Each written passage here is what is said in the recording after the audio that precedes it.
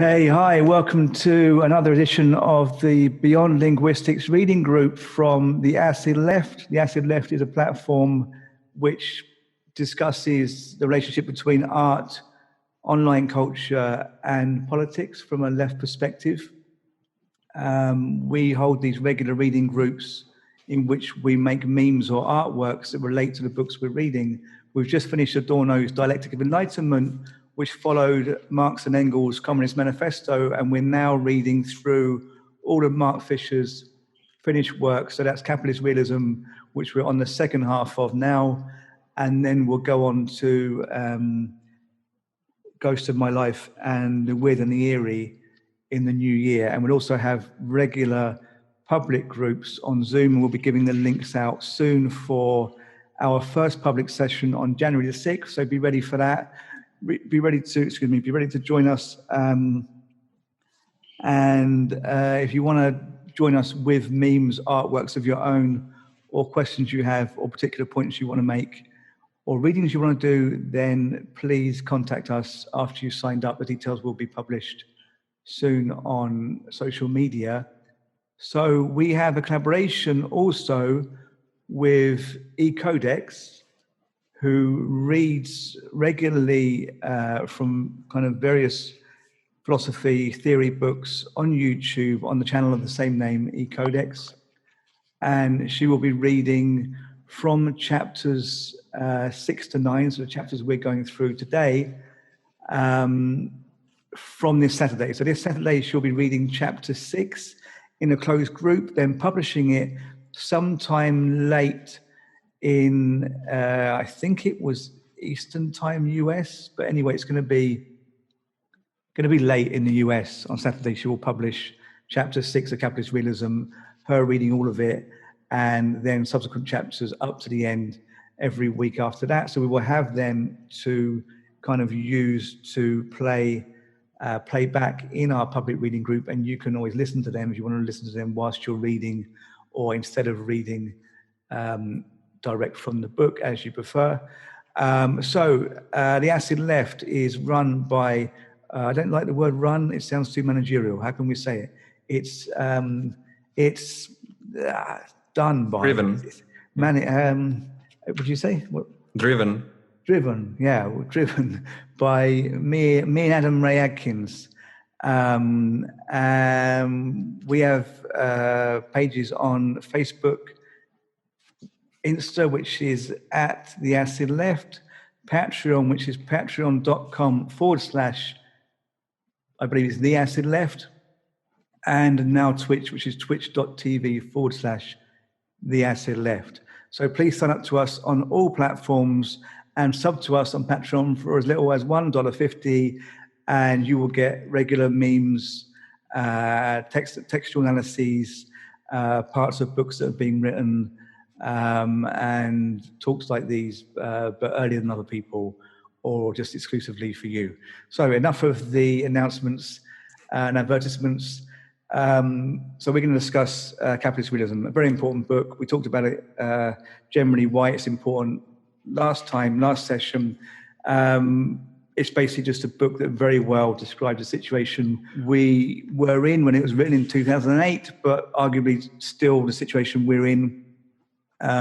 Maybe the more kind of serious the situation gets, or more kind of just obscene it gets in a capitalist sense, the more relevant the book gets, even though it didn't fully foresee the rise of the kind of far right and their entrance into mainstream politics in the form of Trump, Brexit, the Boris Johnson government, etc. That's to be very, very West-centric. So excuse me for that. That's fine. But this is going on across the world. That's enough of me for now. Ernesto has some memes. We're going to start with those. Fair enough. The first one is coming up. All right. Here we go. Can you see that? I can, yeah. So do you want to just basically discuss why you chose, this is a segment from the book? Yeah. Cheers. Ready? Yep, thank you. Okay. Okay. So this is from the first chapter. I mean, the sixth chapter, right? All that is solid melts into PR, market Stalinism, and bureaucratic anti-production, right? And it's from the very first beginning. It's from the very beginning. So, a little bit right out of the start, because Fisher talks about office space. I'm sure you guys have seen it. I haven't read all of the things he talks about, but I have seen, thankfully, as a good millennial, I have consumed all of the content. So yeah, I have seen Office Space. And it's, as I told you guys in the last session, I thought it was pretty funny that while Fisher talks about this post-Fordist era, right? And in one of the essays that he has in my edition of Capitalist Realism in Spanish, he actually talks a little bit about, I guess, the contradiction between Lenin and his embrace of Taylorism, and Gramsci and his embrace of Fordism, right? But what I think he tries to point out here and is very well exemplified through Office Space is how bureaucratization wasn't really a communist kind of idea, right? But rather it's a productive kind of idea, right? The fact that most regimes decided to take this austere, bureaucratic approach to their management was, I'm sure we can agree, an almost logical or inevitable choice, right? And while Fisher argues a little bit about historical determination, I do think that there is some grain of truth, at least to the march of the development of technology, right? And I chose this meme, or rather, I made chose interesting way of talking about something I made, but yeah, I made this meme. Yeah, I know, right? It's a realism seeping through my skin. Yeah, I made this meme because it reminds me a lot of what's going on right now at work for me. Because when I came to work at the factory a long time ago, almost 10 years ago, I started there as an intern, right? And one of the things that I had to do was do documents, because a lot of the people that worked, the people that worked in the office space at the factory, they knew how to send an email, right? But they didn't know how to actually format a Word document, And turns out some of our clients came from these post-Fordist economies, and they were demanding that we comply with form XYZ, and that we surrender document 1, 2, 3, and so on and so forth. And it's funny because at this point in my job, we have internalized all of those processes in a way. We've doubled our office personnel since I started working there, and it seems that the work is more than it used to be, right? And one of the things that made me really reflect on this is that a lot of the decisions that took place in the office, when I eventually graduated from psychology and went formally into the HR department, because you have to have the license according to the government before you can do certain stuff, right? But of course, in any firm, they won't care as long as there's no audits by the government. They can do whatever they want. But moving on, a lot of the decision-making came from this kind of perspective, from what Fisher calls, I'll cite them, I'll quote them now, the attempt to crudely quantify these effective contributions also tells us a great deal about the new arrangements. The Flair example also points to another phenomenon, hidden expectations behind official standards. Joanna, a waitress at the coffee chain, wears exactly 7 pieces of Flair, but it is made clear to her that even though 7 is officially enough, it is actually inadequate. The manager asks if she wants to look at the sort of person who only does the bare minimum. So the thing that really sprang to memory for me was that before we actually went into this whole bureaucratic process, we went along with a lot of those kinds of opinions, right? Like it doesn't look like you're doing your maximum effort. But eventually we started to have to quantify every piece of work. And because this is a factory and not a TGI Fridays or a Chutkeys, or I don't remember the exact name of the restaurant, thankfully, we don't want to waste time putting on pieces of flair and so on and so forth. So it's happened that one of the managers at the factory, who was this very effectively led person in her decision making, she's been pretty upset by this implementation of Fordist measures. So I don't know, I despair a little bit, knowing that this is like a little haven, so to speak, of pseudo-socialist productivity, now that we're actually accounting by numbers. Because I know that in 10, 15 years, when I'm, moving out and so on and so forth, we'll be seeing this, right? We'll be asking line workers, because I know that goes on in America, right? Like that's how, so I don't know. I hope that we don't go that direction. But I think that, I think we don't have to. I think Fisher said we don't have to.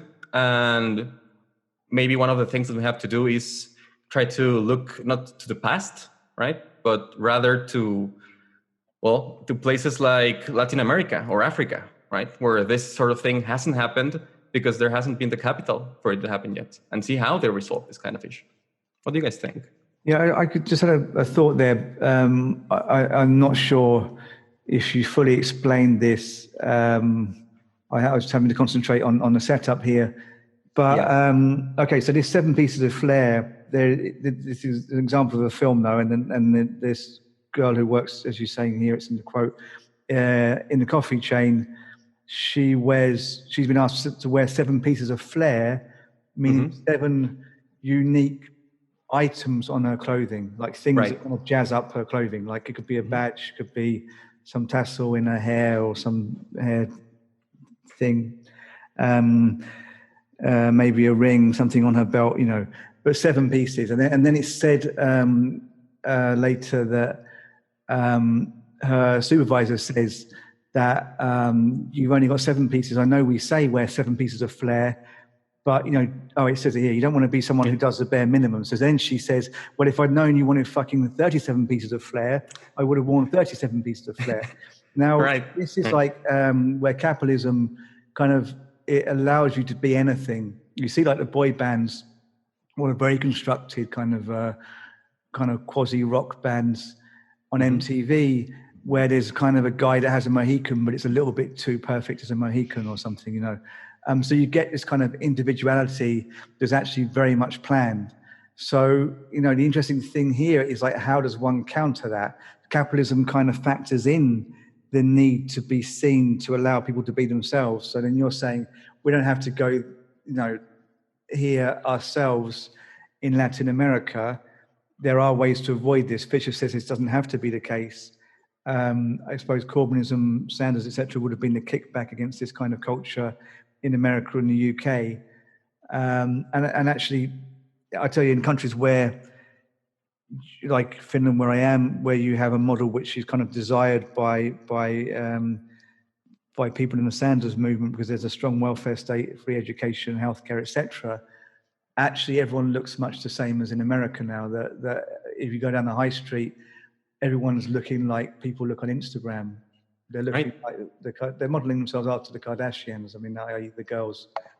Many of the young women are. Obviously, there are exceptions. But yeah, a few years ago in Finland, it wasn't really like that. Also in Italy, but suddenly, there's this kind of real homogenization because the whole thing's just gone global through Instagram, etc. But my question would be that, okay, so we have something that can kind of counter that. Well, actually, maybe it can't, because even in countries that are much more left than the US, you have this anyway. But okay, imagine that, we can counter that. And it's worth bearing in mind that Nordic countries, which we so much want to be like in the UK and US, are very much capitalist anyway. So maybe this is just naivety that people were kind of following this model. They're just capitalist states with a strong welfare system.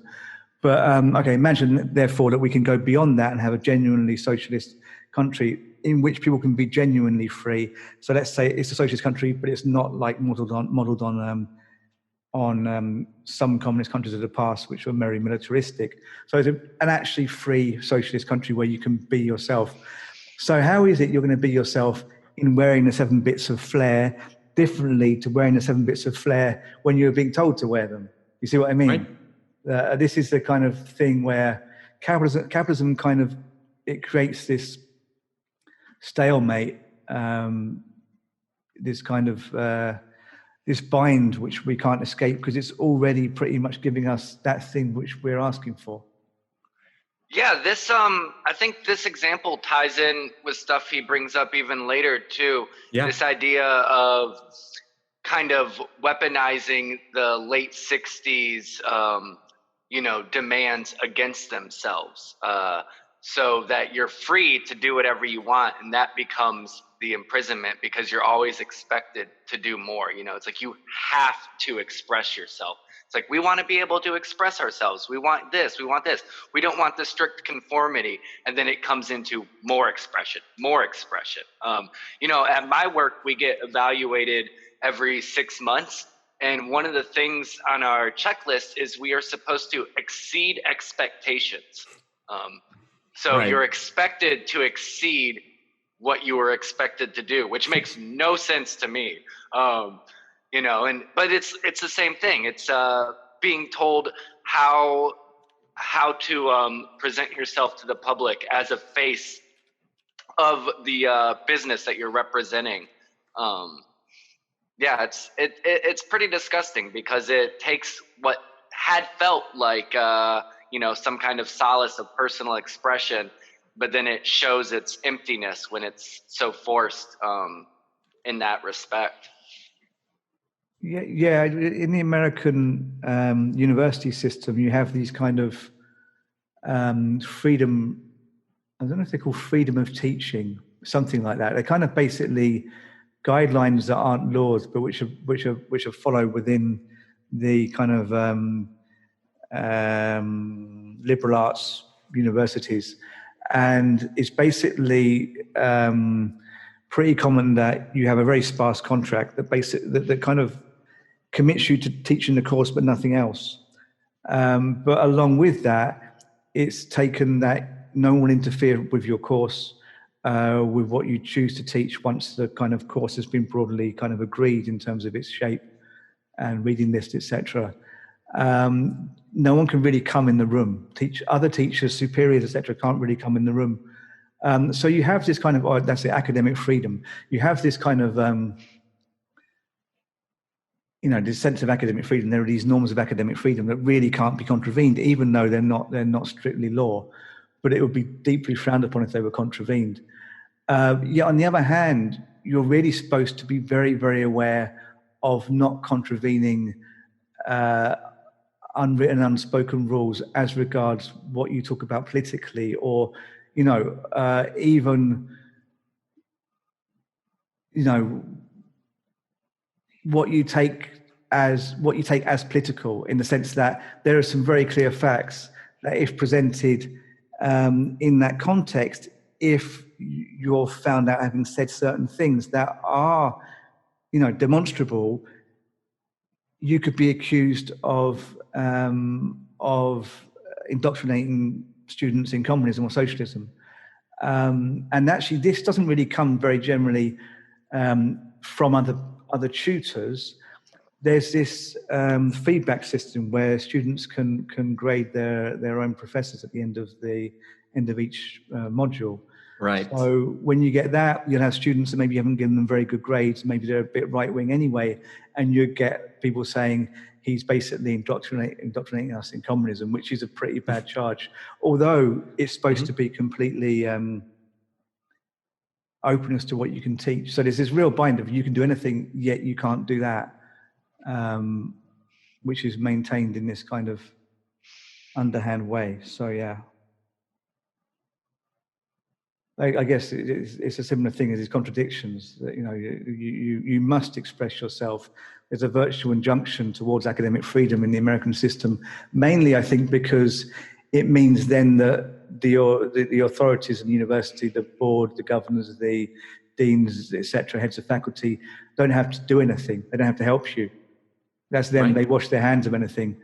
So, you can do anything, but then you can't really do that. I.e., you can't really actually tell the truth about the social system we live in. Right. Which but anyway, leads very well into the next meme, the next right? meme. Oh. Yeah, which is what we're talking about, right? Really existing capitalism and its ruthlessness. It says, I'm going to quote it, really existing capitalism is marked by the same division which characterized really existing socialism, between on the one hand an official culture in which capitalist enterprises are presented as socially responsible and caring, and on the other, a widespread awareness that companies are actually corrupt, ruthless, etc. So Fisher makes an example of Stalin's White Sea Canal project, right? He talks about how it was pretty much ballooned up through PR, but they didn't have the technology to actually bring it into effect, and that they decided to instead invest in advertising, so to speak, right, in propaganda, right. And I thought it was a very interesting quote at the very end of the extract that he cites from Berman. He says that the project would have been a genuine tragedy rather than a brutal farce in which real people were killed by pseudo events. I should have made a meme about that quote because I was thinking when I read that about the repetition of plague after plague, right? I understand that COVID-19 is a unique mutation, but from my understanding also, it's a unique mutation of a coronavirus that we already knew existed, right? So while we might not have had a vaccine specifically for this strain, we could have been preparing. But that's actual work is not the priority here, but the appearance of actual work. Right, the appearance of productivity. Yeah, we see that a lot, I think. Yeah, and I agree that the Canal example is so interesting, and it's a good way of explaining this concept of the big other. How you had to convince certain people that this was a triumph, and then once that's done, it kind of functions for the whole of society. It doesn't matter that it actually, only some tourist boats could go on it or whatever. It functioned symbolically for everyone to believe in the greatness of the Soviet Union. Right. I'm glad that you mentioned aloud, by the way. Yeah, because the next meme is about that. Yeah, okay. Let's see it. Okay. Yeah.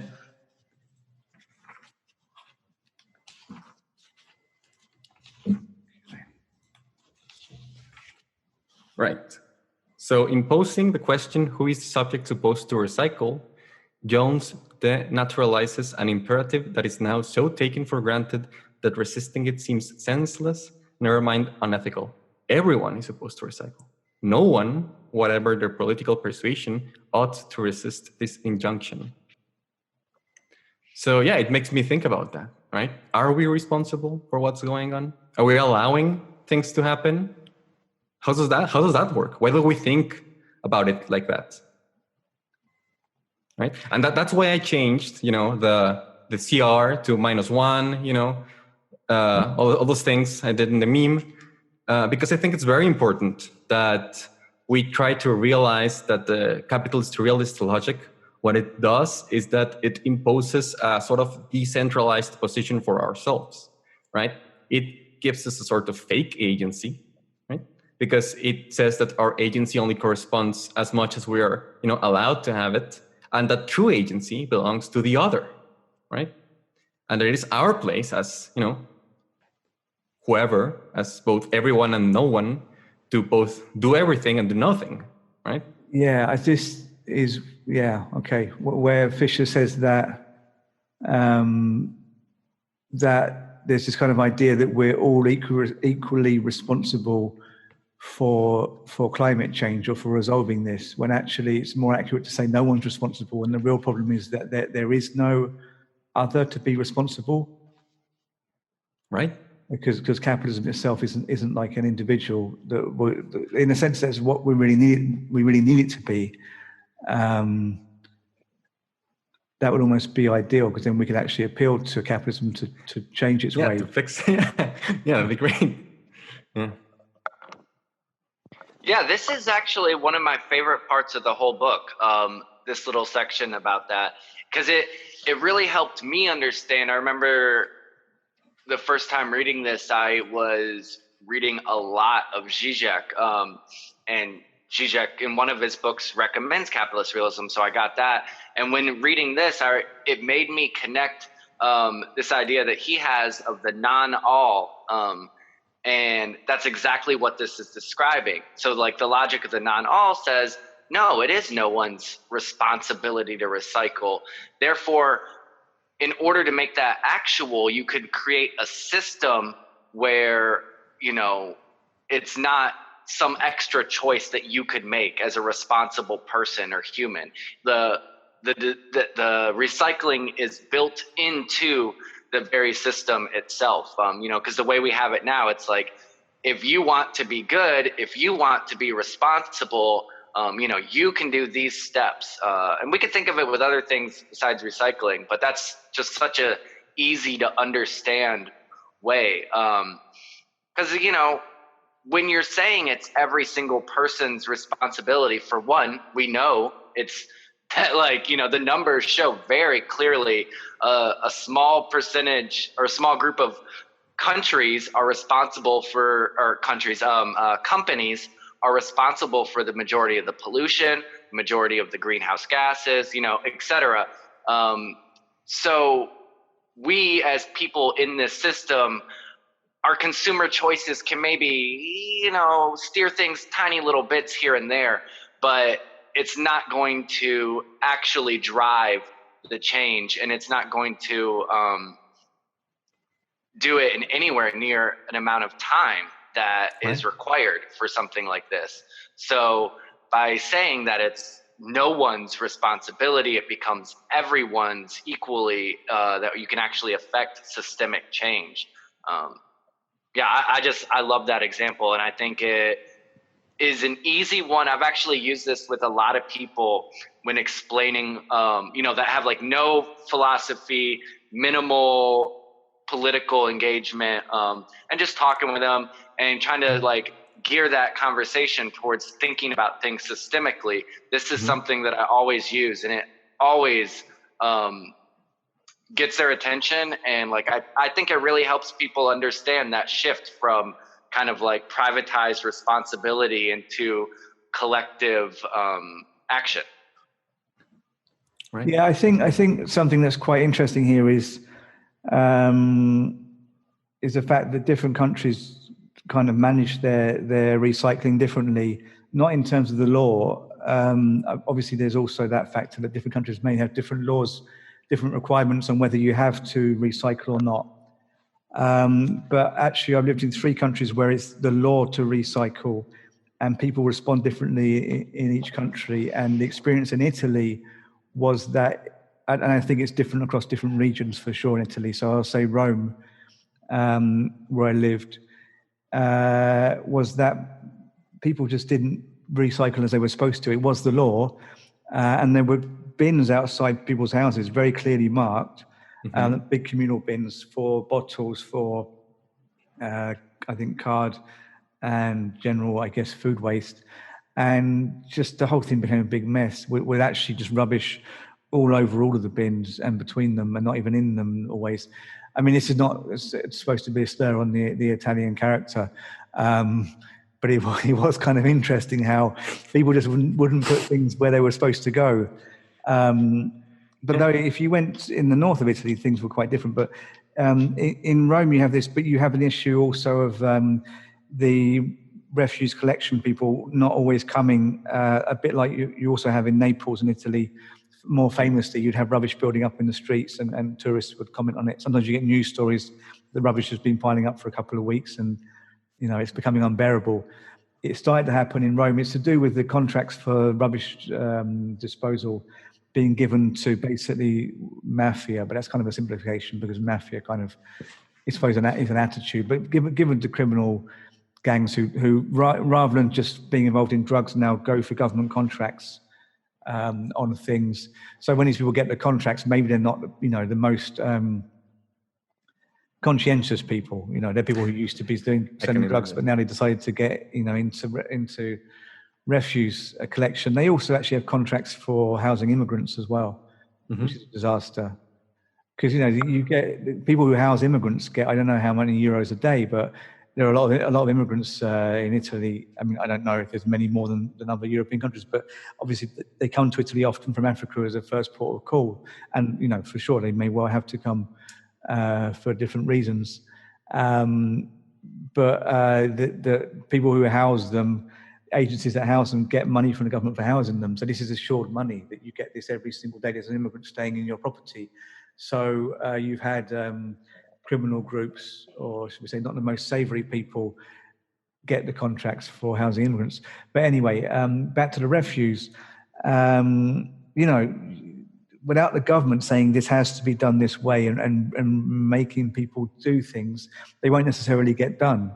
Even in countries where people are much more likely to follow a recommendation, like in Finland for sure, where I am now, there's still going to be instances where people don't put rubbish in the right place, So I think it's kind of unreasonable because it's not, all our jobs to be thinking about this.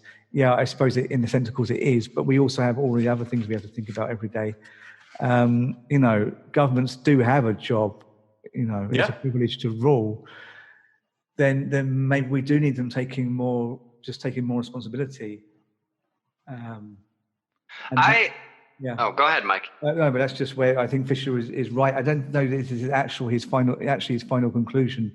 I think that's a bit more nuanced, but where he seems to suggest that, the notion that, we're all responsible equally isn't very helpful. I think this is very true. It's more realistic just to admit that no one's in control, and then we need someone to be. Yeah, well, I agree with that, but I think it's actually even deeper, or could be read even deeper, whereas it's not like the goal wouldn't be to make sure governments mandate people recycle, but have production in a way that changes the very need for that responsibility of recycling, for separating the trash and stuff. So I guess to echo a sentence earlier in the first half of it, it's like the question should be, why do we produce so much trash? Why is that the system that we've come up with and settled on, where we're actually producing so much trash that can then be thrown away or recycled or something like that? There should be a more seamless way of going about that, without having so much, unusable or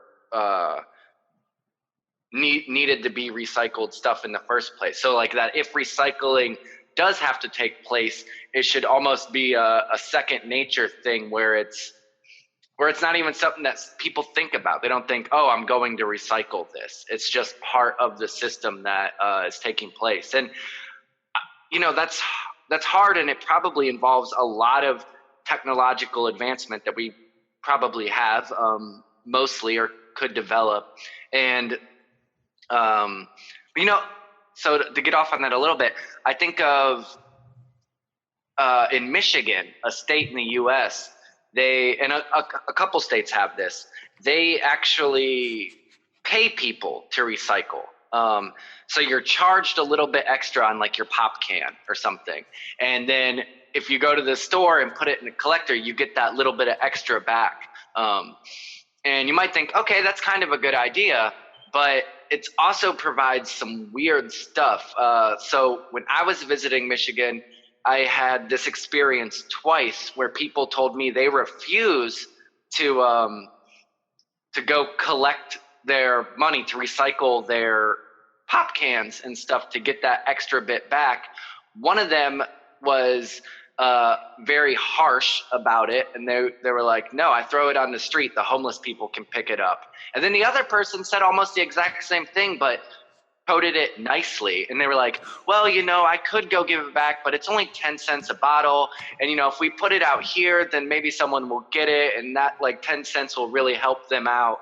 So, it felt really disgusting to me. It kind of shows the whole system. It's like, well, that's kind of a problem in and of itself.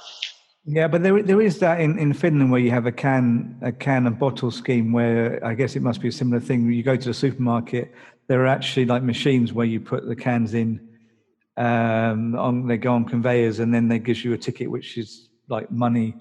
You can spend it in the same supermarket or same chain. But there is a kind of practice here also of leaving cans, in the street because somebody will come and collect them.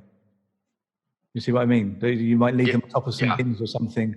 I don't know if that's exactly what you were saying with your second example, but it is a kind of it's a functioning system. It's not that common, but there's a certain amount of cans are left, and that there are certain figures in the community, generally old and quite poor people, who come around and get these cans, and it's extra income. Right. Which is interesting. But yeah, you have another, this last meme of yours, Ernesto. Right. Yeah. This is the last meme. Last paragraph of the book. So Fisher says, and I think both this and this whole thing we're talking about previously about who's actually responsible. I mean, of course, Fisher and makes a great example. And we talked about recycling, right? But what are we doing in terms of the COVID response, right? Who's actually responsible for people's health? Some countries have shown, right, that it's not the people who are responsible or the government who are responsible specifically, right? But that there can be joint efforts. So let's move into the meme, right? So he says, the long dark night of the end of history has to be grasped as an enormous opportunity. The very oppressive, pervasiveness of capitalist realism means that even glimmers of alternate political and economic possibilities can have a disproportionately great effect. The tiniest event can tear a hole in the gray curtain of reaction, which has marked the horizons of possibility under capitalist realism. And there's the last line, which I left out of the meme, which says, from a situation, it's in the background, right? It's up to our imagination. From a situation in which nothing can happen, suddenly anything is possible again. And I'm not saying that this is like a golden pill or a silver bullet or whatever is the idiom for a panacea. But I think that, sure, things like recycling, what you guys talk about when you talk about recycling, it's not something that is even relevant to social organizing here in Mexico, right? There are no bins for anything anywhere. There are bins for trash, and that's it. You take out your trash to the trash can. There's nothing else. There's no government incentive, to. There's people say reduce, recycle. So that's the thing, right? And we were asked in primary and secondary school to draw the arrows, and say what they mean. Right? Like all those things went on, right? But what actually goes on is that you go out and there are no bins to put your plastic and your aluminum and your carton and your organics. I know that that's the separation because at the school I went to, there are bins for that, but only at that school. And it's because it's a fine, a nice well-off school, right? Anywhere else, you don't see that. And same thing happened with COVID. Right? There are countries that had the resources and had the imperative to, pretty much fix everything for their citizens, so to speak, through very authoritative means. I'm sure we can discuss the Chinese solution to COVID for hours and what went wrong and what went right. But here in Mexico, I don't know, it's shameful, I think, the response that the government has had. And it's not because it's been irresponsible, like in the United States, but rather because we're simply, we don't have the resources. So, for example, masks, right? Our president still says that you don't have to wear a mask, right? But instead of the Trumpian rhetoric that, personal, which, we discussed last time, personal freedoms, and, it's the Democrats that want to institute communism. No, the rhetoric is very clear. Medical professionals need them.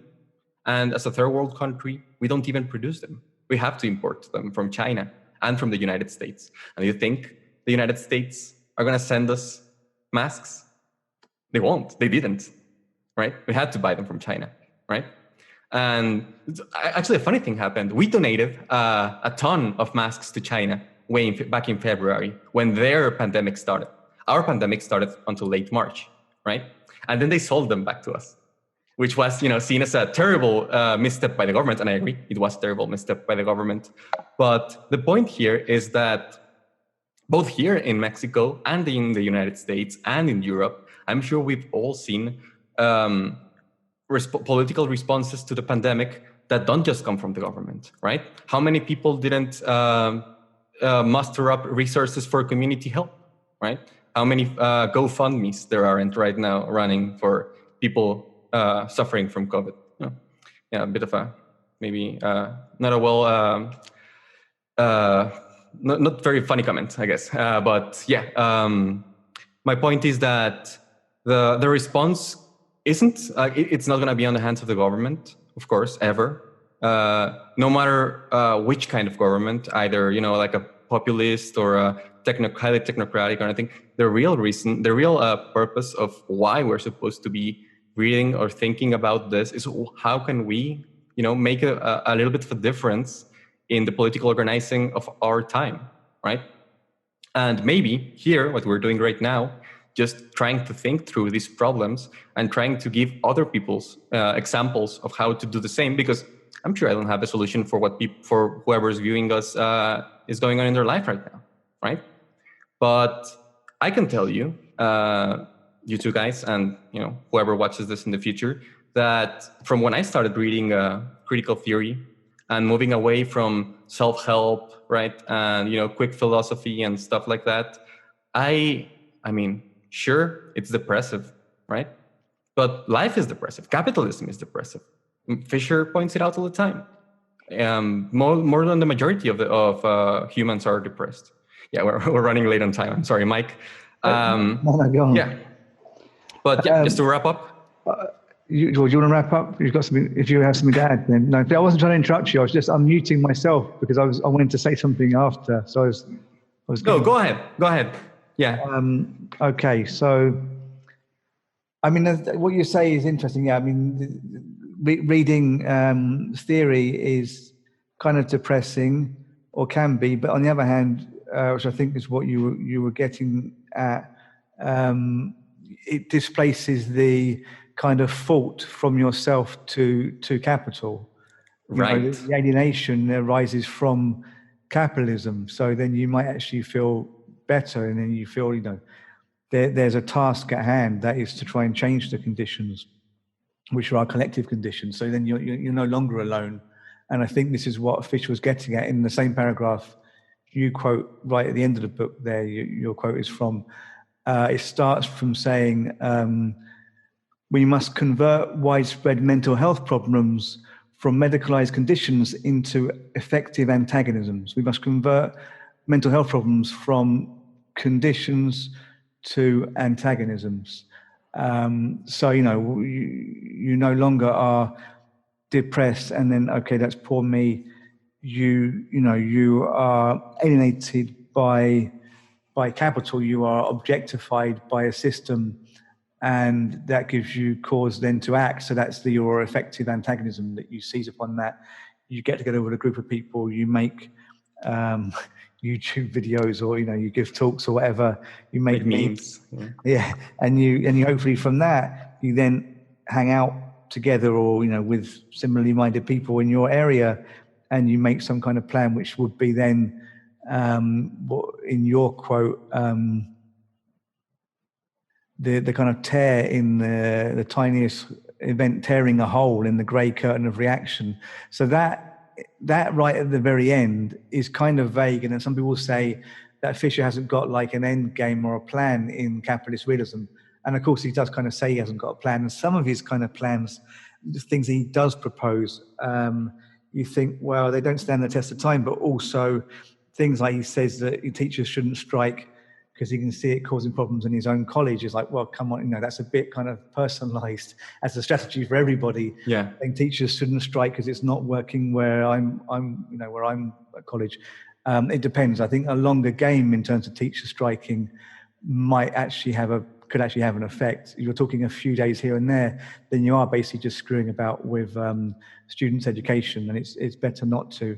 But then, if you get to like a really widespread planned strike in conjunction with other industries, maybe you could strike for months, and that could have an effect. But that's, that I kind of let him off. But, I did kind of think at that point, maybe it's even better he doesn't come up with specific strategies, Yeah. But yeah, overall, there is a vagueness apart from the couple of specific things he says that are very personalized. I don't entirely agree on. There's a kind of vagueness like the end of here. So the tiniest event can tear a hole in the grey curtain of reaction, which has marked the horizons of possibility under capitalist realism. And people say, well, what does that mean? Well, I think you have to go back to the beginning of the paragraph that I just read. That is depressive or medicalized conditions being turned into kind of forthright and positive actions. And that is the tear in the grey curtain of reaction or of capitalism. And that makes me think, which is kind of something I would obviously say, being me, of Adorno, and this kind of, he talks about in Minima Moralia, but I think also in aesthetic theory, kind of a tear in the veil of reality being kind of entirely objectified, but through kind of abstract or shocking artworks, being able to kind of, tear a hole through which the light can come in. So I think, Fisher's kind of saying that there are kind of madnesses that can be reappropriated as a means of tearing a hole in the false reality of capitalism. So I think it's kind of quite clear that he's saying that, really. And I think that, then when he writes Acid Communism, his last unfinished book, the introduction that he's left, he really kind of clarifies that he's really aiming at the creation of a movement by disaffective people expressing themselves creatively. So I have no feeling of like Fisher's being vague. I think it's very clear what he's pointing to. I don't know how you two feel. I agree with you, Mike. I was actually going to bring that up, that it's like almost like that last paragraph, or even maybe like the last page or so from Capitalist Realism. It's like you could put the introduction to Acid Communism right after that, and it kind of just flows right in, which is really interesting because they're written kind of far apart. Also, to comment on the Adorno thing, I thought it was interesting. I didn't have the time to do as close enough a reading to make a good observation here, but he does mention grimace a handful of times, which is also in, the Dialectic of Enlightenment, and you put out a great meme about that today, actually, about the shutter in the DOV. Also, real fast too, what y'all were saying reminded me of, I don't know if you're familiar with he's like a post-structuralist Christian, the Irish guy, Peter Rowlands. He like explains Christianity through like postmodern philosophers. It's very interesting. But, Okay. I saw him give a talk once, and he said he's often accused of depressing people, or like trying to bum them out. And he said, no, I'm not trying to depress you. I'm trying to make you realize you're already depressed. Right. And I think that's also part of that work there of politicizing mental health, is like some of the stuff that we see going on today. Really, you could, with the addictions, with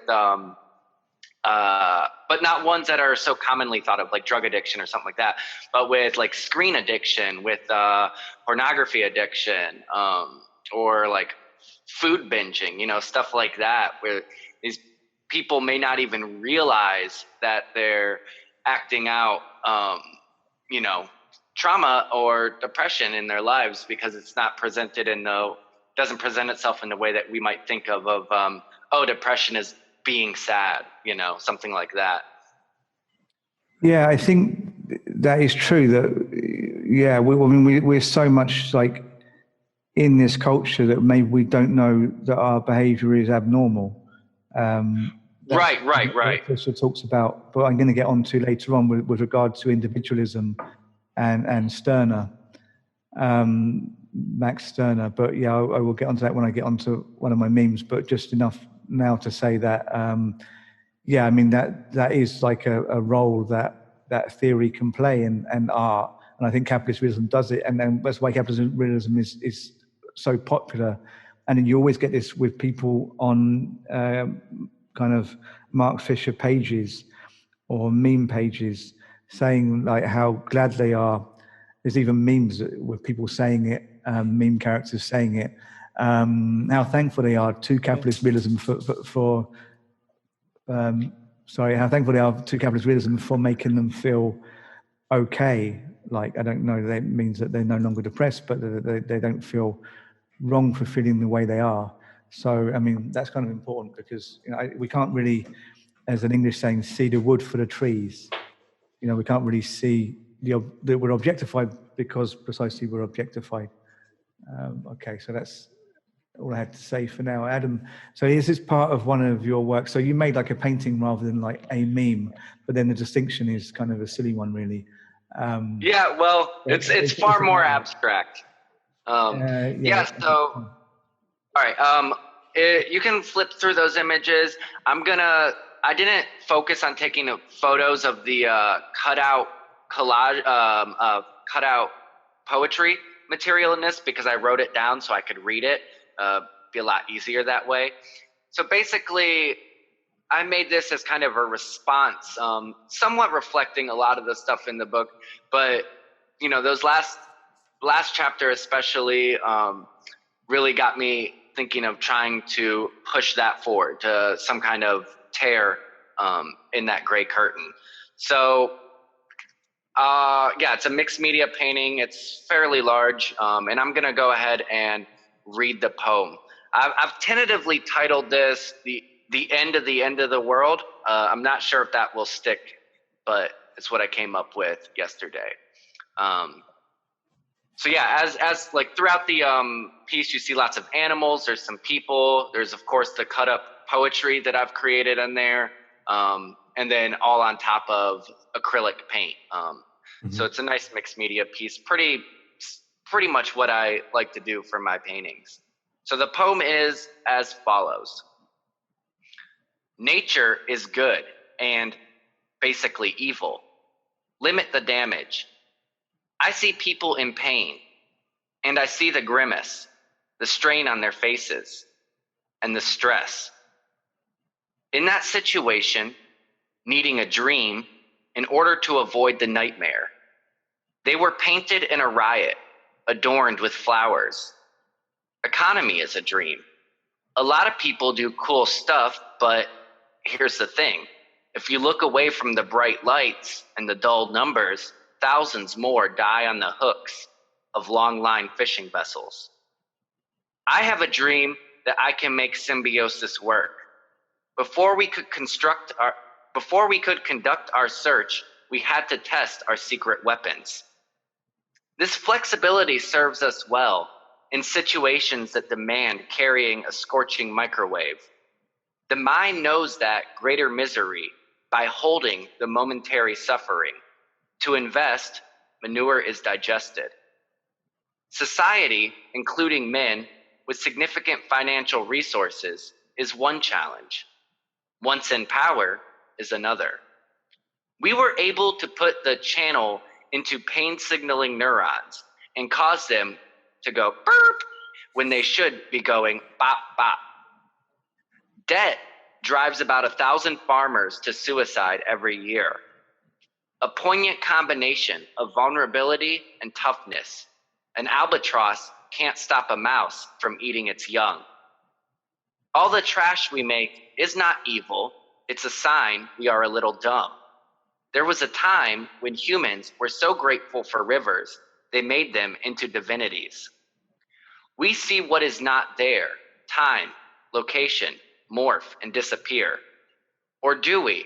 Perhaps, Abel, it proves, sensory secret experiment. Without personal mission, we're awake, the brain, all those limbs, driving and shopping and texting, the money earning. We're sleeping. Or, to quote Marilyn Monroe, it's good to have caviar, but not when you have it for every meal. Beans maybe, but not caviar. How to trick mycelium? Perform a ritual. We can improve on nature. A biodegradable ice cream wrapper, wildflower seeds. You could litter. It would propagate beauty. And that's the end. So yeah, if I could get y'all's reflections on that a little bit, you know, I did purposefully choose to make it more abstract than like the stuff I made for the previous one, but I think it fits quite well, but I'd be curious to hear what your thoughts are. Okay, there was some kind of strange thing. I don't know if you saw that, but suddenly we started like bouncing. Did you not see that? No. I was not looking at the screen, so I'm not sure what happened. You started like moving, and so did I. I don't know if it's going to come out in the final version. Otherwise, that will just sound strange to the viewers. I'm saying that, but we'll see. So hang on. So that was a poem. What was the origin of that poem again? That poem is created from cutout materials that I made specifically for this piece. It's the words that are on there. Okay, but when I say that the cutout materials were from where then? Oh, all sorts of places. Rolling Stone magazine, National Geographic, some 1950s newspapers I have. The articles had some relevance, or some, like, you thought that those articles make sense because the articles they linked to capitalist realism, or just trying to understand the process.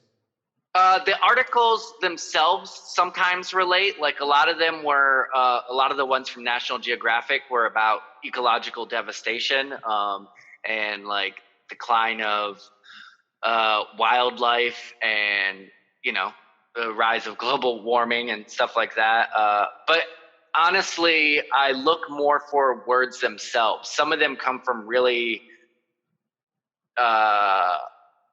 you know, like sources, like the article itself has nothing to do with it, but I find a phrase or something in there that I think ties it in nicely. And sometimes I try to abstract it a little bit more, like carrying a scorching microwave. But for the most part, you know, it took me probably 6 or 7 hours to create this poem. And I used maybe 15 different magazines to get all the material I needed for it. So yeah, it's a process. I basically have an idea in mind, and as I'm combing through material, sometimes that idea morphs and changes based on like phrases I find. But yeah, I kind of search out like the theme that I'm looking for and then piece it together through that. And I had already had my image, my painting, and my other collage material done. So I knew exactly what that looked like and what I wanted it to reflect. And then of course, thinking of capitalist realism. The kind of sense of abstraction, and then the work which is predominantly abstract with some kind of figurative elements. So you have the three women with in front of the kind of castle type figure there, the bird and the guy in space suit or diving suit, elephant, etc. Okay, so you have these elements which are discernible, but overall it's not really discernible. They're in the kind of an abstract and insane space. So for me, it's almost like they're in the space of capital that governments and media try and rationalize and say, you know, everything's fine, everything fits nicely in its kind of box. But actually, we kind of secretly know that it's all complete chaos. And then for that reason, one of the only ways to apprehend it and to kind of like upend it is through a chaos equal to it. So you get to Fisher kind of saying we need to weaponize madness, which he doesn't quite say it that polemically, but and then of course in a way the madness, depression, anxiety, psychosis, whatever it is, if it can be in a sense weaponized to confront the abstraction of reality, this mad world, the madness becomes less mad itself. See what I mean? Yeah. So this is how an artwork like this for me would function, and I can deal with it much more visually.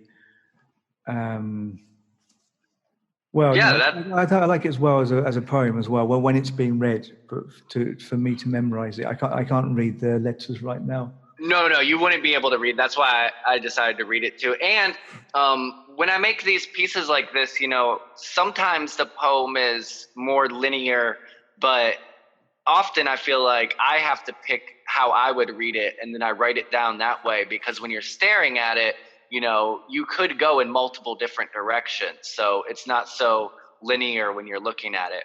But I guess overall, I was trying to kind of smash together this like brutal end of the world scenario that we actually are facing, with something more hopeful, with this idea of something greater. But they're not like, it's not a cut and dry thing like that, where it's like, oh, well, this part's good and this part's bad. They kind of go in and out of each other, where it's like at one moment it seems like it's all fucked, and then at the other moment that curtain has been torn. Yeah. Have you got any thoughts, Ernesto, before we move on? Right. Yeah, I do. I felt that this tied very well with Fisher's theme of dream work. He actually has a chapter titled around it, right? Dream work and memory disorder, right? Made me think a lot about this, especially the way that dream work actually happens in the clinic, right? There's a whole piecing of what's latent from what's actually manifest, and so on, right? I felt that this poem, it reminds me a lot of actually something that you said, Mike, before we started with Adam's contributions, that you felt that maybe the personal details of Fisher in the book might have been a bit, I don't know, I wouldn't say inconsequential, but maybe not as relevant. I don't know. How do you characterize them, Mike? Some of the personal observations are interesting. Some of the ways he looks at things, like when he has the kid in his classroom who won't take out his headphone, right? And he says, why you have your headphones on, or one in one ear? Or it's like it's okay, it's not actually playing. Another time he comes along and the kid's got the Walkman playing on a very, very low volume, and then Mark Fisher said to the student, why do you have your Walkman playing? And he said, well, it's okay, it's on such a low volume I can't actually hear it. So it's like this, the student has this need for the assurance of the other, I suppose corporatized music, but it doesn't actually need to really be there. And I find that kind of interesting, although I find like, okay, I was a professor adjunct, as Fisher ended up in Goldsmiths College, but I was not in Goldsmiths College, I was in 2 American universities in Rome.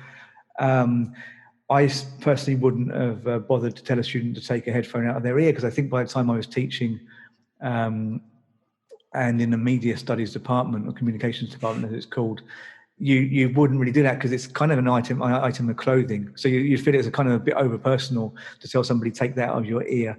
If you had a cause to believe the music was playing on it, you may say something. But this was a fee-paying uni where I guess the thing is, you think, well, they're paying their own fees, they want to then listen to music. That's up to them. Well, their parents are paying their fees, and it's their parents' problem. Right. But some of it I find heavy-handed. Me and Adam did a video actually on the Acid Left YouTube channel, about his comments on students smoking pot and playing PlayStation. Right. And I just thought this was a bit kind of silly in a way. It's like, you know, can you be more of a boomer? You know, and it's kind of one of the very few kind of moments when you think, you know, is there something disappointing or not, or more embarrassing, like an old uncle or something, a cool uncle that then shows himself up to be a bit out of touch? Is that the kind of one of the few moments that Fisher is being that thing? But anyway, so yeah, the personal things have a kind of a reason they can be kind of interesting, but sometimes you think, well, yeah, it's a bit too much and it's so personal. Do we need to know that you were kind of a, you know, one of those shitty professors that thought your students were stupid? You know, I'm sure his illuminations were brilliant. He was unfortunately it's not clear to many people because in the English it says, it's written in British English about the British education system, college students.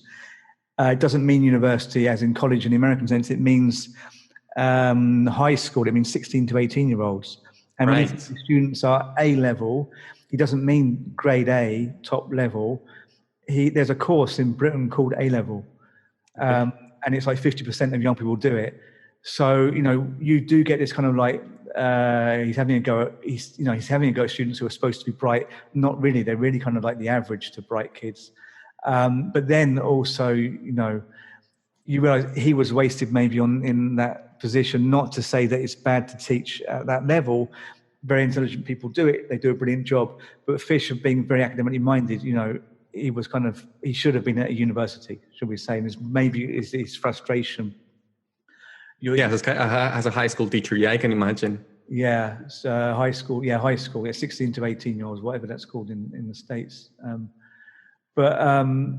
You know, it kind of lets him down a bit, but then you have to have all the facts in place, and then you're like, well, it's kind of the system being crappy that it took Fisher that long to get a university job.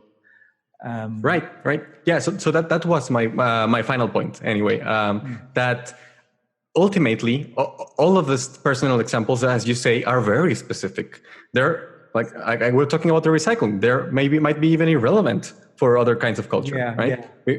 We might not even have. What was my actual example earlier on was that him saying that, you know, certain things are needed in terms of maybe unionization, making new forms like trade unions, but maybe different. But I don't know what they are yet. And striking, but let's not do teacher strikes because we tried that, and it fucked up in our personal instance. I just found that a little bit over-personalized. If you're not going to have much of a plan, why stick in things that are very, very specific? Sorry, go ahead. That's just to reiterate my point then. Right. No, but yeah, that I do agree with that. And what I want to build on is the fact that, as you say, it's not the specific examples that he talks about that are relevant, but rather the system that produces it. And of course, from his perspective, he won't be able to explain the system as a whole. Like that should be something that we might have to, you know, give him in a way. Because thinking about the strikes, I can tell you that here in Mexico, we have a very politicized teachers union, right? And politicized in a bad way. Reminded me a lot of the examples that you were giving about gangs going into recycling, right? Into trash disposal. I mean, these aren't drug dealers that are going into schools. That's not what I'm saying. What I'm saying is that these are corrupt, criminal organizations that really don't do anything to change the status quo, but rather they find ways to preserve it and to maintain some kind of political power, right? So, for example, we'll get a teacher's strike every semester or every year, and that teacher strike is pretty much routine, so that they do it so they can get their holiday bonus, right? So what I'm saying is that at this point, we might have to rethink what a teacher strike should be, right? Just suspending classes might not be the best idea. But instead, like, what can teachers do? I don't think that Fisher is supposed to give us an answer because it would be way too prescriptive. And at this point, for example, with COVID, any of the examples he gives us would be already irrelevant, right? So maybe we have to rethink what the current situation might lead us to, and following the same chapter. I agree. Yeah, and I don't want to be harsh on Fisher. Obviously, No. Yeah. I've made enough points. Otherwise, that kind of view capitalist realism in a very positive light. But then I think, isn't it taken that the ethos of striking, of civil disobedience, is such that you will assess the situation on a case-by-case basis. So a strike won't always be a strike where you don't teach. But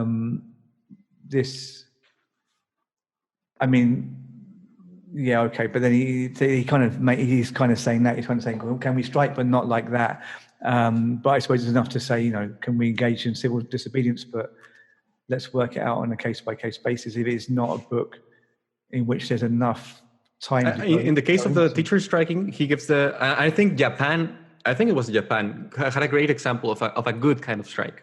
I think bus drivers in Japan refused to take fares from their passengers. So that was the strike, right? They would run the business as usual, but there would be no profits. And Fisher, in the example of the teachers, he says, don't grade, right? Don't give the feedback that's so important to institutions. Teach, educate minds, make a difference. But I think that's at a point kind of fantastical, right? Like, who can just do that, right? We have to organize. We have to get to a point where that can be possible. I think that is one strategy, yeah. I always found that, the students are the ones that really mattered the most. So I would be happy to not cooperate on every level with a uni, so long as the students were getting enough information to aid their self-development. Mm-hmm. But then the students are only interested in the grades. That's the thing. So if you took the attitude that, okay, let's teach them. I would counter that we might be doing the misstep that Fisher talks about. We're assigning the belief to somebody who might not be real. You know what I mean? How do you mean? We're authorizing this belief that someone, like you're saying, the students care about the grades, do they? Well, the ones I experienced, they really did. They were really they used to almost do a strike if the grade didn't come back immediately. They would stop basically answering questions in class. You just had 25 completely silent students, which could be very hard to work with. But them caring about the grades is a problem with the system. That's the thing. It's kind because that's what they need. I don't know if I care about the grades really, but right. But they need that to work. They need that to get jobs. They believe that. How much is anyone really looking at your grades? The further and further you get from uni. You say I went to this uni, and that's kind of enough for people. Yeah. Right? I went to this uni. I did this. Oh yeah, okay. You have, you look like a stable. Well, you're clean shaven. You look stable-minded. You have, but you look able to do the job. So there you go. Yeah. That's. Nice shirt. Yeah, go ahead. And having the contacts, whatever you work with, whoever in the past, and it kind of goes like this. There's this huge pressure put on students for grades, which is really unreasonable. Yeah.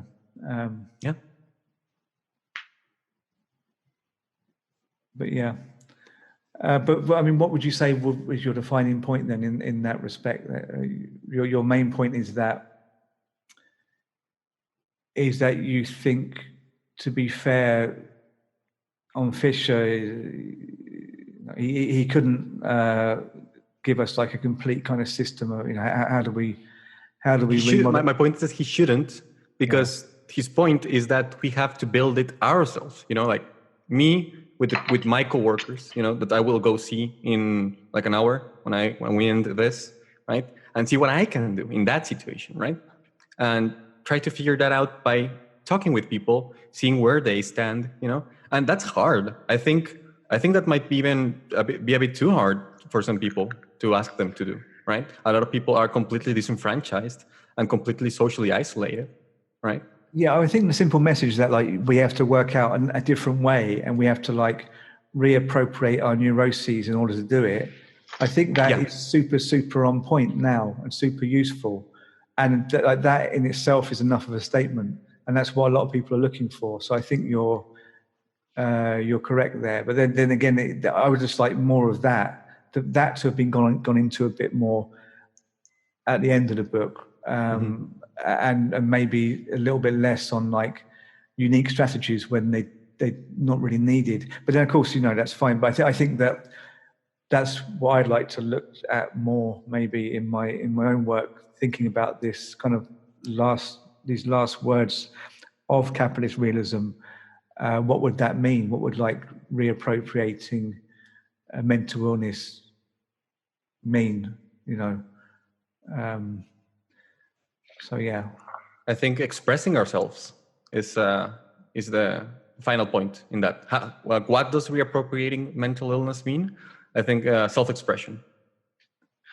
Well, not to get us too far off track, but I know Elliot Rosenstock has talked about that a little bit, and also in the work of Frederick Jameson, you have in his American Utopia. So this is obviously a crazy book. It's about this utopia where everyone gets drafted into the military or whatever.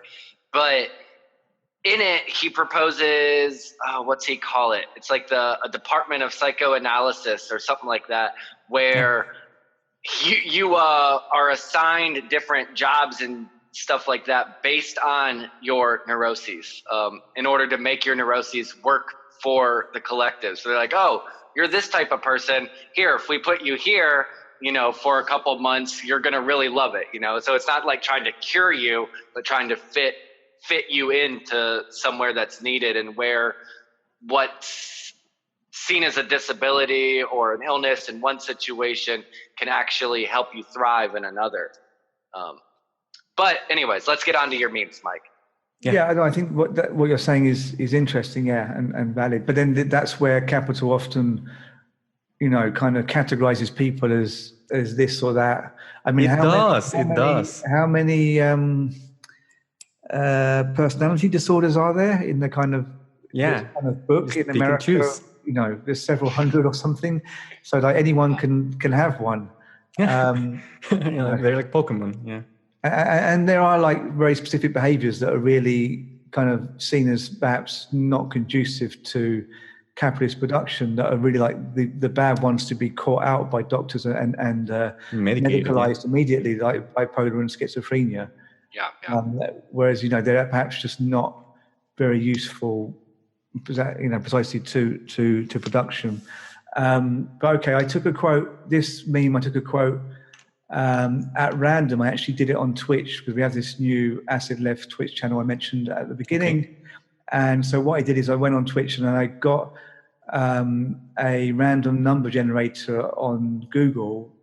Basically, there's one on Google. So if you Google random number generator, you get one at the top of like the Google search, a bit like Google Translate, and you can put like a range of numbers. So I basically put the range of numbers, the full page range we were looking at this edition, this episode, should we say, from chapter 6 to 9, and then I selected the page, and then from there, well, actually, the page it selected was the very end of, I think, chapter 6, and it only had these words on it. In fact, I think I had to go a bit back to the next page to get a full kind of sentence I could use. But it turned out to be quite a good quote. So it says, "It is not as if corporations are the deep-level agents behind everything. They are themselves constrained by expressions of the ultimate cause that is not a subject, capital." So it's not that corporations are running everything. They are themselves kind of maneuvered by capital. That is not a subject. And this comes on from reflections, I think directly from reflections on ecology and the fact that we can't personally act. I think, if I remember correctly, I can just look. He mentions Judith Butler briefly.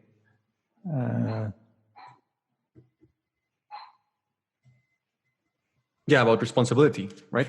Remember? Yeah, I mean, I think it's something we've gone into already. So, yeah, but then I think it's coming just after that. But actually, then it also goes into responsibility and things like the Hillsborough football disaster, when, if you remember, there was a stadium disaster and many people were trampled. Charles de Menezes, Charles de Menezes. Was he Brazilian? This guy that was shot dead as a suspected terrorist at a subway station, underground station in London. And there was this kind of thing of like who was responsible. But it's very hard, it says, that individuals are held ethically responsible for their actions. And it's precisely, this indicates precisely what's lacking in capitalism. So when you have these inquiries, public inquiries, you very rarely get somebody responsible, but it indicates the problem we have that no one actually is responsible. I think this comes on from his reflections on ecology. And then it says it's not as if corporations are deep level agents, so that even the corporations are not responsible. We're all kind of beholden to capital, effectively. So I just got that, and I stuck the quote on an image of Amazon warehouse I found in Google image search, and the Amazon logo there, which I've tinted with a red tint to make it look kind of evil, and then Fisher there. It has this kind of green glowing shadow and pinkish red outline, making him look a bit kind of spooky, but it's really like him kind of saying that, you know, he's kind of spooky, but only because he's kind of against capital. So he's kind of like demonstrating the sinisterness of capital, or he's like kind of like out there, you know, he's not a vampire, but he's going to be one to kill the vampire of capital or whatever, and they help me. But I think it's a good kind of scheme anyway. It works somehow. So I mean, it's a very simple quote, and it kind of says what Marx takes, like really the whole of section 1 of volume 1 of Capital saying, which is really a hard read, but this is very simple. Just that capital makes us into objects. This is like one of the main facets, is that objects themselves present themselves as having kind of extra qualities, and that also money as a commodity, the opportunities that can give actually makes us kind of slaves to money as a commodity and also to other commodities. And this is something that's kind of inescapable, because we can't just appeal to capital to change its ways or to cut us some slack. So I think that's kind of just very clear. So I'm going to move on to the next meme. Okay. Okay, so this is one that I kind of wholesale appropriated. Oh no. So the Max Stirner image of him whacking, it's like this game Whack-A-Mole, where he's whacking a spook. That already existed, but I changed like the things that he's whacking. So the quote says, "The methodological individualism of the capitalist realist worldview presupposes a philosophy of Max Stirner as much as that of Adam Smith or Hayek, in that it regards notions such as a public as spooks, phantom abstractions devoid of content. All that is real is the individual and their families." So basically what it's saying is Max Stirner, kind of individualist anarchist of the 1800s,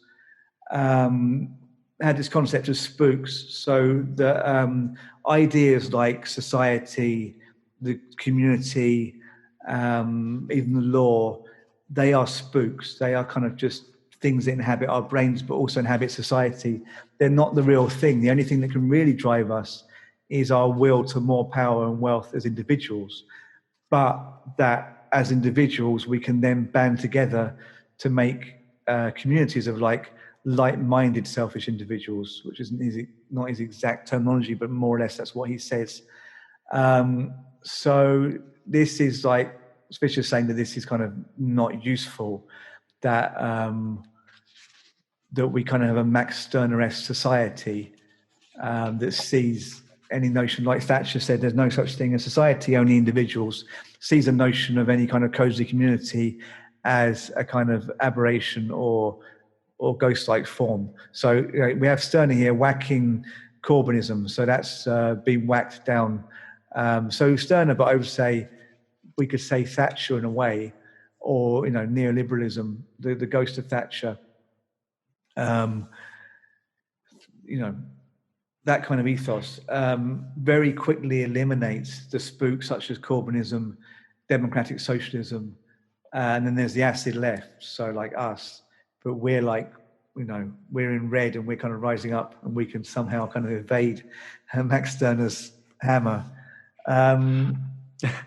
So I love this meme, Mike. It's hilarious. And and what it's like the context of this quote too is he's also talking about like actually putting forward like a general will and like actually like trying to do something for society, right? So like that idea, that's why it's the negative there. And I think it feeds back into what we've already talked about, like with the recycling and everything so much, because this is the other side of it. You can't build the kind of system that prioritizes societal needs, societal will, if you denounce society as such, right? So they go back and forth. It's great. Right. Yeah. Fisher goes.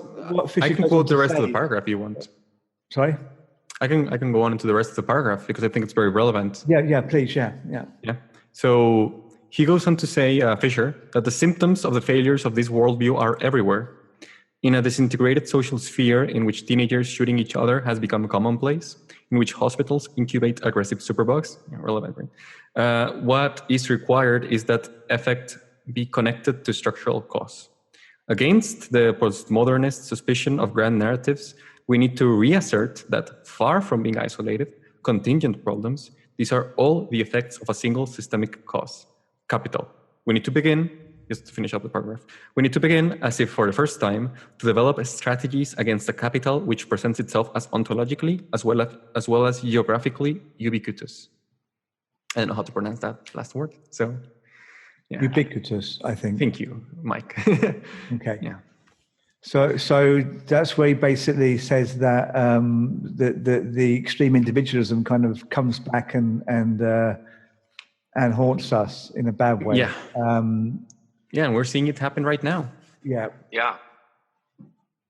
And so he suggests that we need to kind of ultimately, we do need to somehow make capital, the state, whatever, able to create grand narratives. We shouldn't be scared of these spooks. We need spooks, I guess he's saying. Yeah, I think Fisher, a little bit before he goes into canceling Stirner, so to speak, he goes into Spinoza a little bit. I like that he says freedom, Spinoza shows, is something that can be achieved only when we apprehend the real causes of our actions, when we can set aside the sad passions that intoxicate and entrance us. So I want to build up a little bit on what we said last time about the self-expression, right? Like, how do we counter this?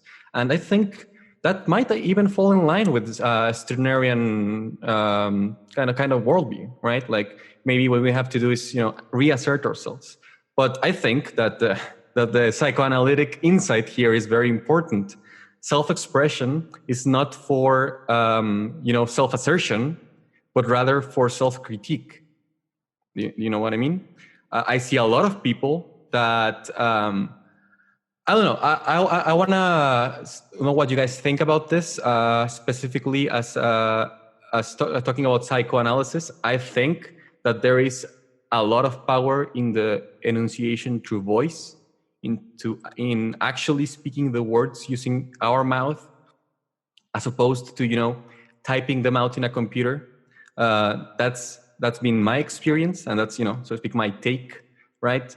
So my point here is that we might be losing ourselves a little bit too much in this kind of notion, right? That we need to build up a sort of personal journey, maybe, or a personal narrative, right? That might even validate our radical purpose, right? Like, oh yeah, like I'm an anarchist because of this. I'm a communist because of this, right?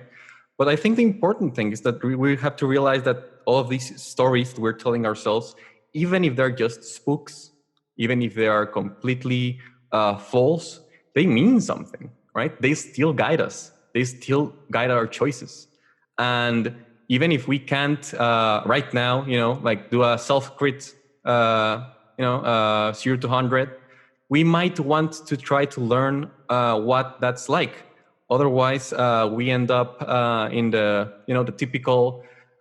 I don't want to rag too much on first world lefties, but you do end up with a lot of identity politics, which are also very common here in Mexico, right? But I think that capitalism has been very smart about smart, right? Which capitalism? But it has been as a method of production and acceleration. It has been very efficient, to correct myself, in reintegrating even self-criticism, right? We're talking about evaluations. What's the point in doing a very performative self-criticism if it doesn't actually, if your supervisors don't care about it, they just care that you do it, right? They don't care about the feedback that you have. They won't even try to give you feedback, right? It's for yourself. It's for your own good, right? And while I think that's a fair way of trying to think about it, we have to hold these people accountable in the sense that as supervisors, they have speaking again in a very personal example, right? As supervisors of our work, they have a responsibility too, right? And that's why I actually, in one of the essays in the Spanish copy, it's, let me bring it up, the privatization of stress. No, I'm sorry, post-capitalist desire. It opens, it's in Spanish, so I'm not gonna quote it or translate it live, but he opens with an Occupy London Stock Exchange coverage by Louise Mensch, who commented sarcastically that it would be that agglomeration of people would be creating the longest Starbucks lines in history, right? And that they were using iPhones and so on and so forth.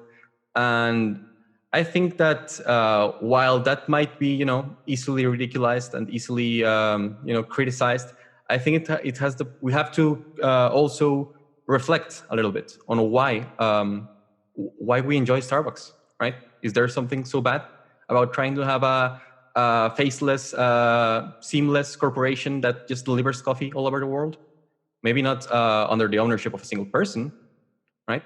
But of a bit of a service, of a public service. That kind of things we have to, keep committed to. Yeah, I mean, it's a good question. Do we really want to get rid of that stuff, or do we want to get rid of just the negative aspects of it? Are we wrong for wanting convenience food and coffee on demand? And also in a format in which you're going to get exactly that, whichever city you go to. Right. I mean, there's a lot of things that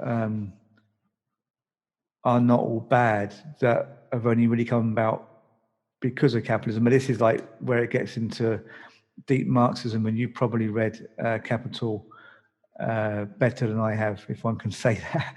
In the sense that you follow the Capital reading groups. I've been reading Capital on and off for years, but I mean, I think the thing is often one reads it and realizes that they already knew that bit, and then they think, why did Marx have to make it so difficult? You get to this kind of, is Marx saying that capitalism actually gives a lot of good things? We need to kind of like hijack it and tweak it in a sense. Yeah, I want to see what Eliot has to say in his new book about. He has a defense of Max Stirner, so we'll see how that goes. Okay, I didn't know that. Has he already got it out? No, I think he already finished writing it. I think it's called the Ego and the Hyperreal, if I'm not mistaken. So this is Elliot Rosenstock, who writes for Zero Books. Right. We're talking about who's one of the Capital Comrades, which is a Facebook group. And who was our first podcast guest. And he was a guest on our podcast. We should get him on again soon, maybe on Twitch. Hopefully, yeah. But yes, indeed, they're all very good points. I'm wondering where we can wrap this up. I think we had more. We had a more robust kind of like thing of like, isn't capitalist realism great? And this is why we should read it. we did all that in the first part, but I think we need to somehow come full circles of that to round this off, as this is the end of our reading. And then we have a public session. Obviously, I'll announce that again right at the end when we finish. I mean, I found it really great that we have reread it. I'm sure we were probably all rereading it. You know, just again, I've said this last episode, I said it already in this episode, that it somehow seems more relevant now. I think there was very much the charge at the time of like, this isn't really telling us what to do. I think people also, because we know this was the very first book of Zero books, or the first batch, that actually theory was a bit different. The realm of theory was a bit different. And actually it's like the blogosphere, the theory bloggers, including Fisher, Graham Harman, etc., Nick Cernicek, that kind of took theory off its pedestal. You used to be able to not get access to a professor to talk to. Now we're quite used to talking to professors and theorists online, meeting them, talking to them online, and cutting out the academic hierarchy. But this and Zero books, which took their first crop of writers from the blogosphere and now tend to, you know, they're starting to take them from YouTube. That kind of like changed a bit theory, that it's not so dense as it was. It's a bit more trying to meet the readership halfway. And so I think that where I think some people were a bit, I know, you know, the book was loved when it came out. There were some kind of people in academia that are a bit like, it's kind of flimsy and small, you know, and it doesn't give a solution. I don't think that really holds up now. I think because partly theory has changed, but also because, you know, it's almost exactly what we need to hear. As I already said earlier, it's like, you know, everything is just completely screwed. There aren't really any solutions, but we need to like embrace our neuroses, psychoses, depressions, whatever we have, gather together, using new media, popular culture, etc., as a kind of springboard, or as a kind of a background upon which we meet, and then we need to plan. And I think that we're very much there now, because it's like we're so much like gathering online, and they were like, well, okay, what the hell do we do next? This book kind of says that, you know, right at the end, it kind of lays down the gauntlet. Now you need to go out and make new movements. So I think it's really useful for now. That's my last observation. Anyone else? Yeah, I just wanted to point out, Fisher specifically says in this book, you know, neoliberalism was necessary for capitalist realism to like really establish itself as this predominant mode, but capitalist realism doesn't need neoliberalism. You could still have capitalist realism reverting back to some kind of social democracy, or of course, like we've seen since, a rise of like an authoritarianism or a right-wing populism that reinforces capitalist realism. So the book, while it deals largely with neoliberalism, it isn't only specifically about that. It's about something more that just happens to coincide with neoliberalism at the beginning. Because I think some people kind of confuse them and say that, well, Fisher is basically just describing neoliberalism, which he's kind of careful to say that he's not. Right. Okay, Ernesto, any last thought? Well, yeah, I think I've talked a lot, but yeah, I feel like we have to just keep looking back at history, right? Keep educating ourselves and keep trying to. I think that the reference to the lathe, the Ursula Le Guin, Lathe in Heaven, of suddenly dreaming, you know, and finding out that the dream suddenly makes sense, you know, through like a slice all the way through the past. We need to find more of that. We need to find where we are in the historical moment, and we can only do that by looking back at the mistakes of the people who, you know, walked before us. We're not supposed to, you know, walk their same steps, but we need to know where they left us, because I see a lot of people, especially online. Of course, offline, people have to, you know, put boots on the ground, so they usually don't have these kinds of problems. But I see a lot of people who are just aestheticized, towards radical politics. And this aestheticization of radical politics doesn't really help anyone. We need to just see, where we can put our boots on the ground. And if it's just, maybe delivering meals, or maybe just organizing with your neighbors for, for laundry runs or grocery runs or stuff like that, that might be enough. That might be enough to start something. Yeah, that's good point. Yeah, I think those kind of things, practical things, one has to go and speak to people and see what they need. And then when you start like that, conversations start, you can't maybe go straight in with like, would you like to start a communist revolution with people in the housing block? Comrade. Yeah. So, okay, yeah, that's been, it's been great. It's been great talking to you both. And then we'll be back early January to read Ghost of My Life. But we have this one public session. So January the 6th, it will be a Zoom meeting. So I think we can have like something like up to 100 people involved. Perfect. I don't have quite that, but hopefully we'll have a few. So that Zoom link is shortly on Facebook, maybe on Facebook now as you watch, and other social media. So basically you can come along, bring a meme, bring an artwork, or just bring something to say, or just listen.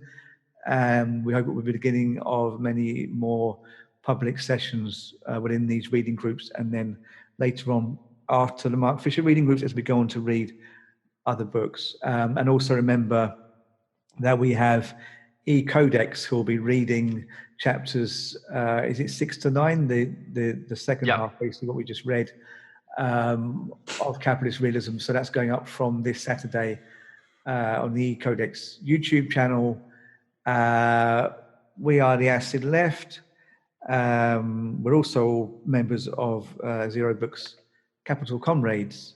And we have Patreon. So please look at our Patreon. Patreon.com/Acid Left, $1.50 upwards per month. Thank you, and I hope to see you in our public session. Bye, everyone.